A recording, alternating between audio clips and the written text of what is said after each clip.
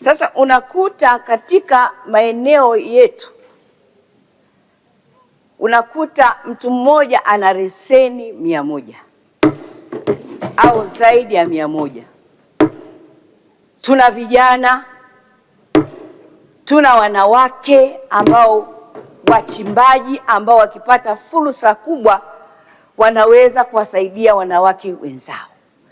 Lakini Mheshimiwa Naibu Spika, imekuwa sasa kuna wawekezaji ambao sasa na wao wamekuja kuwa wachimbaji wadogo wadogo katika maeneo yetu. Matokeo yake sasa wale wachimbaji wadogo wadogo wa kwetu wa Tanzania wanakosa fursa ya kuchimba.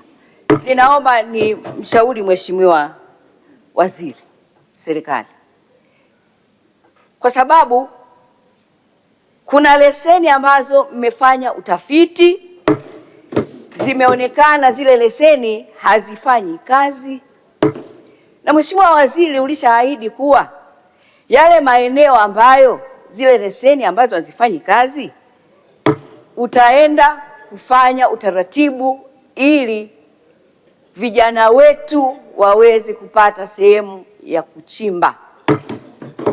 Na vile vile kuna wanawake ambao wana uwezo mkubwa, tunawaona ambao wanafanya kazi nzuri ya kimataifa, wanajulikana.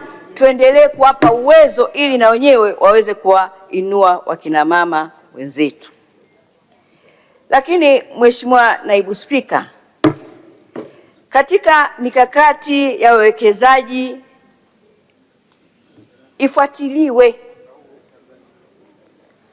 Kuna ujanja kwa wawekezaji,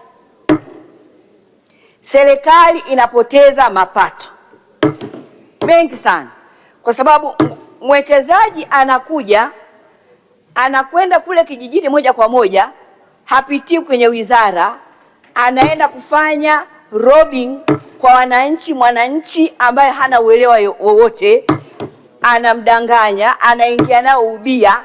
Akishaingia nao ubia anaanza kuchimba, matokeo yake anakuja kupata hasara yule Mtanzania. Tunaomba Mheshimiwa Naibu Spika, hili ni jambo muhimu sana.